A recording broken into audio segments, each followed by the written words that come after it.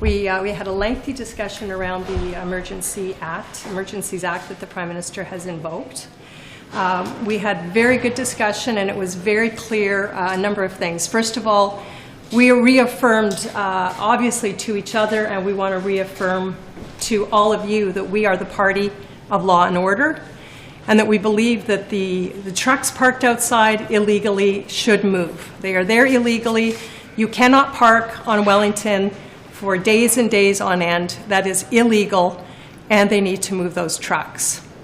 We also, though, know that many of those people are our neighbors. They are our constituents.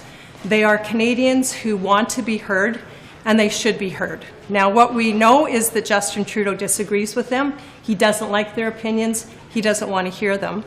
And so we cannot support the Emergencies Act. We don't believe that it's the right thing to do. Let's be very clear how this all started. The Prime Minister decided to impose a vaccine mandate on truckers.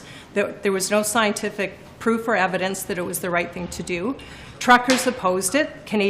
Many Canadians opposed it, but he went ahead with it anyway. Truckers came to Ottawa, and their supporters came to Ottawa, and Justin Trudeau, first of all, hid for a week, and then he began to call them names and say that their opinion was unacceptable and we shouldn't tolerate these people.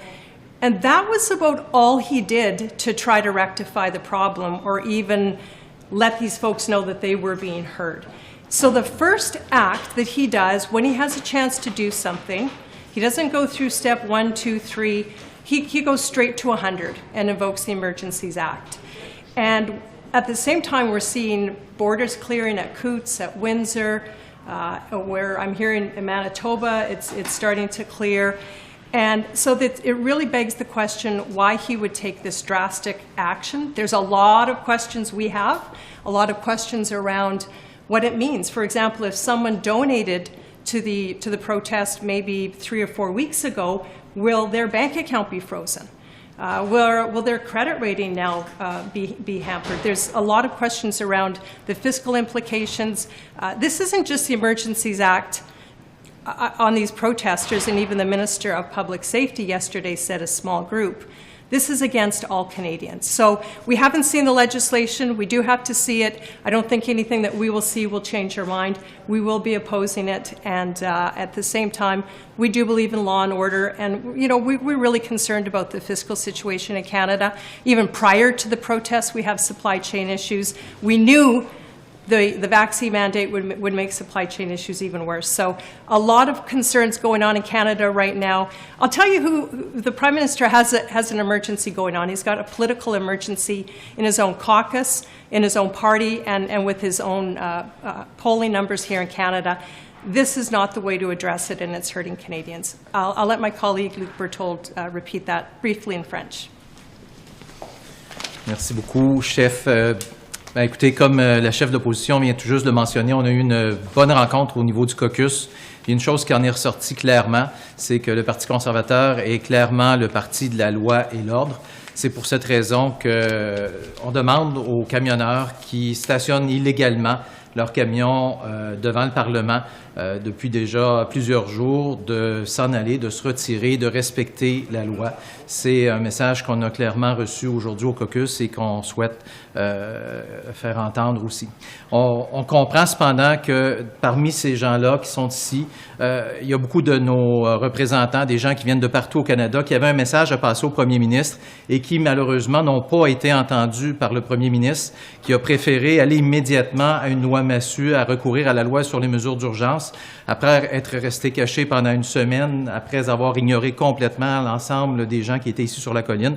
Il a préféré utiliser l'arme ultime pour tenter de mettre fin à ça, alors qu'il y avait beaucoup d'outils à la disposition et du gouvernement et des forces de l'ordre pour venir à bout de ces manifestations, comme on l'a vu survenir déjà au cours de la fin de semaine dans les autres parties du pays où il y avait effectivement des blocades comme celle-là. Donc, ce qu'on souhaite, évidemment, c'est s'opposer au recours à l'invocation de la loi sur les mesures d'urgence. Je pense que c'est clair qu'on n'avait pas besoin d'en arriver là. Il y avait d'autres outils disponibles. Ce que Justin Trudeau tente de faire présentement, c'est de créer une urgence politique. Il est en situation de crise lui-même au sein de son parti, au sein de son caucus. Et dans les sondages, donc Justin Trudeau a préféré, encore une fois, comme il l'a fait depuis le début, démoniser, utiliser les outils à sa disposition pour faire de la partisanerie politique plutôt que d'écouter les Canadiens qui en ont assez.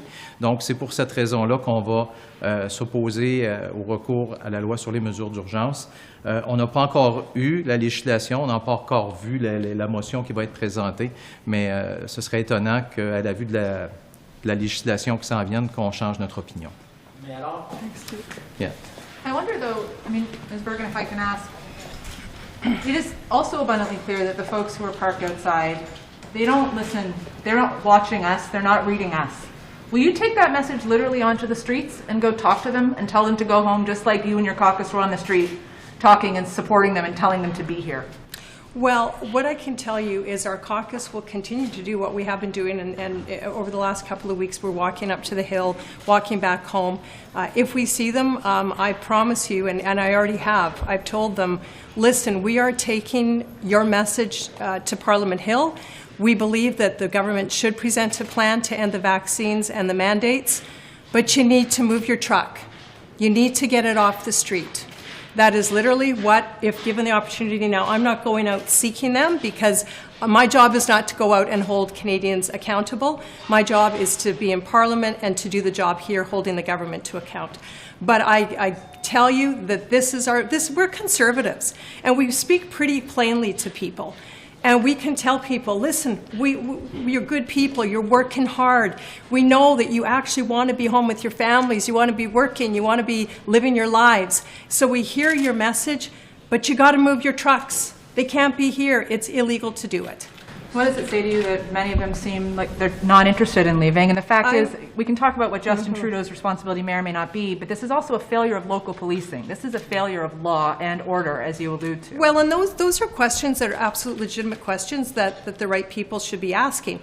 But for the Prime Minister to go to the Emergencies Act, when this is his political problem that he has caused, he has wedged, divided, stigmatized, and traumatized Canadians with his actions. That's really at the crux of this. And what we're talking about right now is him invoking the Emergencies Act, which is a massive sledgehammer, unprecedented, has the potential to be very dangerous. So that's the question that we are seized with right now.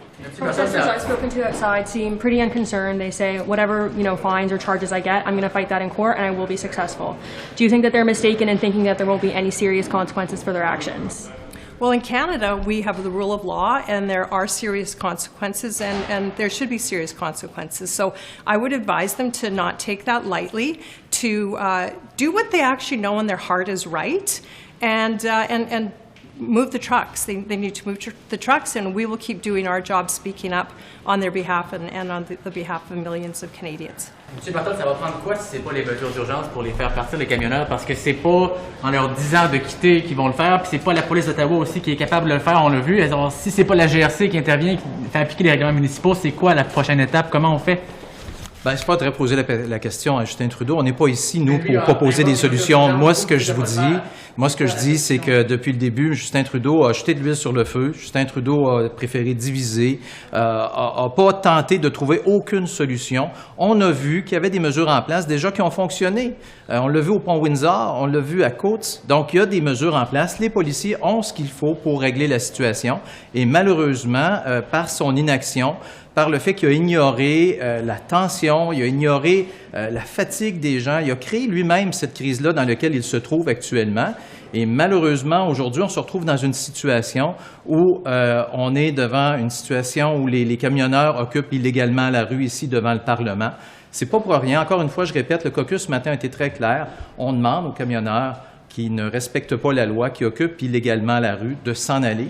On pense que c'est la chose à faire. Ils doivent s'en aller. On est ici pour porter le message. On l'a fait depuis 2 semaines. On va continuer de le faire. La chef de l'opposition, à tous les jours, questionne le gouvernement Justin Trudeau. À tous les jours, demande une solution à la fin aux obligations vaccinales qui ont créé cette situation-là. Donc, je pense qu'on fait notre rôle comme opposition. Notre rôle à nous, c'est de demander des comptes à Justin Trudeau et c'est ce qu'on va continuer à faire. Mais qu'est-ce qu'il demande à donner des outils supplémentaires aux policiers? Parce que c'est ce que répond M. Trudeau. Il dit on leur donne des outils supplémentaires. Ils s'en servent s'ils veulent. Bien, écoutez, Justin Trudeau recourt à l'arme ultime, à la loi massue, alors qu'on avait amplement d'outils actuellement. Donnez-moi ce qu'ils ont fait avant d'utiliser la loi sur les mesures d'urgence. Est-ce que des ministres ont utilisé des pouvoirs spéciaux qui sont déjà à leur disposition pour intervenir?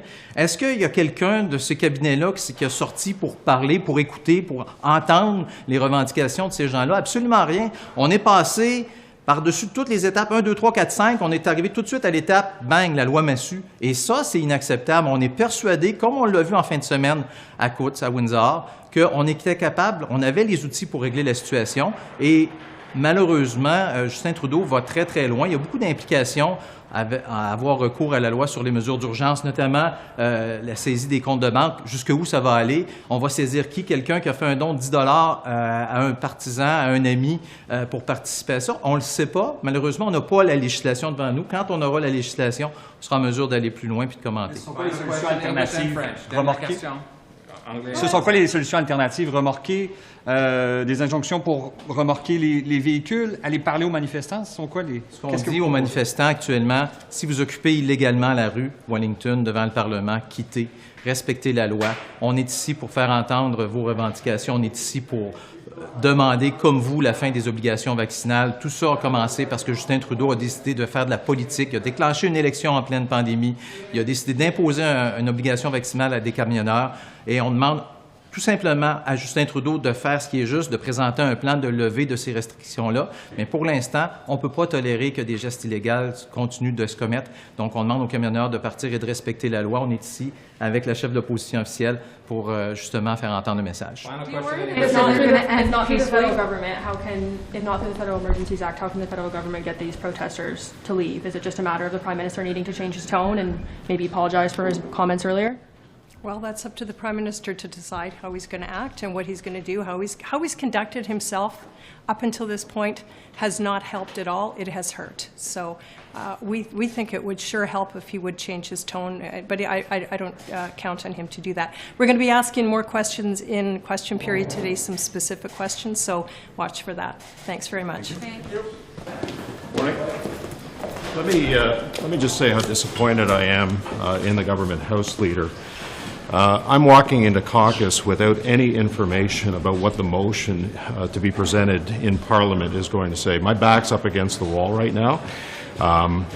The Prime Minister announced the other day that he was enacting the Emergency Act, and he did it in front of the media. He didn't even do it, didn't even have the courtesy or the respect to do it in our symbol of democracy. Even when the bombs were dropping over Britain, Winston Churchill showed respect for democracy by showing up in the House of Parliament. So I'm profoundly disappointed in that, and I'm extremely disappointed in the fact that I can't even walk into my caucus with an understanding of what that motion is going to say that we're expected to be debating tomorrow. So Mr. Kometch has some remarks in French. Donc, comme notre leader à la Chambre a dit, nous sommes vraiment déçus, complètement déçus que le leader du gouvernement dans la Chambre ne nous a pas donné la courtoisie de nous donner un brefage ou de l'information écrite que nous pourrions donner à notre caucus ce matin. Nous allons être incapables de donner toute l'information que le gouvernement et ses députés ont à nos députés pour qu'ils puissent faire la meilleure décision pour les Canadiens et les Canadiennes.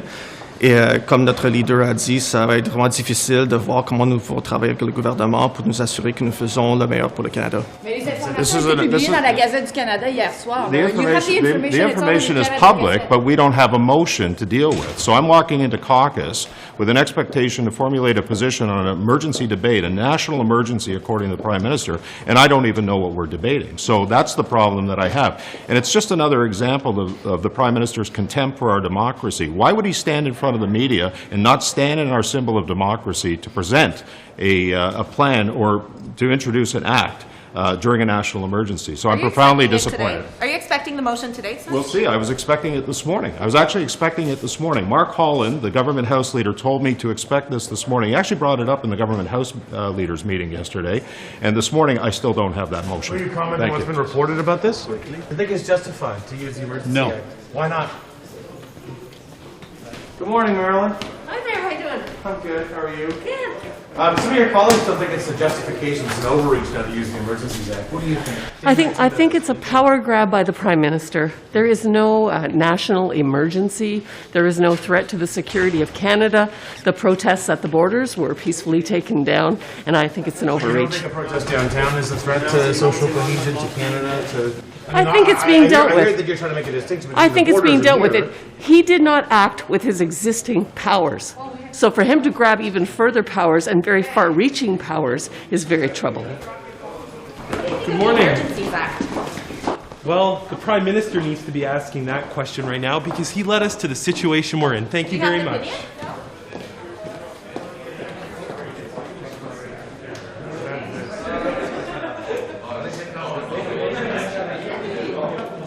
What's your reaction to the Emergency Acts? Do you think that this is something that's necessary here, given the state of what we're in outside? On Friday past, we had the Prime Minister say that the local police here in Ottawa had all the resources that they needed to resolve the situation. The Prime Minister's also had the ability to have a dialogue with people who have concerns about the vaccine mandates and the impact that they're having on their ability to earn a livelihood at a time when we know that the vaccine uptake in Canada is over 90%, which is fantastic. I'm vaccinated. I encourage other people to do that. I come from a community that has the highest vaccination uptake in the province and in Canada.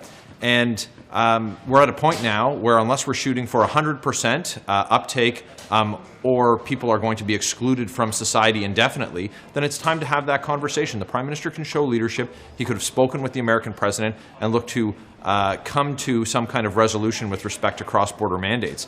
So now we're at a point where we had the Windsor border crossing situation resolved with the existing laws and the existing resources in the province of jurisdiction. The Coots border crossing, we saw the images of the resolution there that included, RCMP officers hugging folks after they left.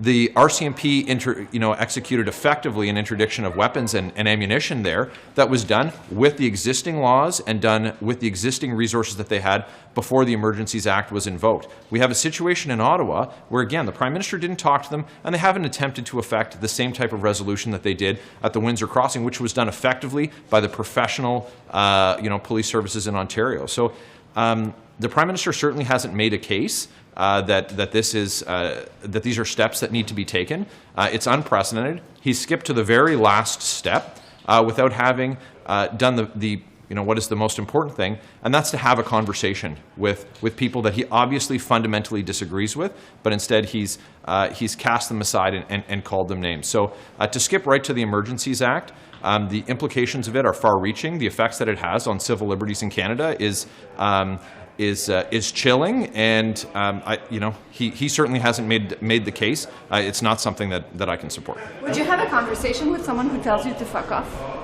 You know what? As a member of Parliament, I have conversations with people like that every single day, and so I think that we've seen in Canada many times where we have people who protest, and we have ministers of the Crown who have a dialogue with them. They don't necessarily give them everything that they want. We gave the Prime Minister a great off-ramp this week with our Opposition Day motion to present a plan to eliminate the mandates. So it wasn't an order to the government to end mandates. It was, what is your plan to do so? And they refused to do that. I think that's that just shows that this is a Prime Minister who's not interested in taking the temperature down.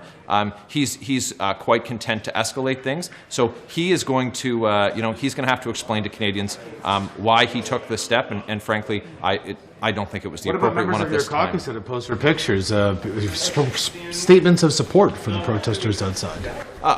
Everyone has a right in this country to peaceful protest, so their freedom of assembly, freedom of expression, those rights. They have a right to lock down a city, a G7 capital for 20 days? Those rights come with responsibilities, and those responsibilities include to protest lawfully. And so we have the place to do that on Parliament Hill. That doesn't include Wellington Street. Folks that are obstructing Wellington Street should park their trucks in a parking lot, take their signs, go up onto the hill. That's the right way to do that. There is a conversation to be had about civil disobedience and when that goes too far. But frankly, I don't think it's incumbent. The opposition is responsible to resolve this situation. It's the Prime Minister. He hasn't even had a conversation.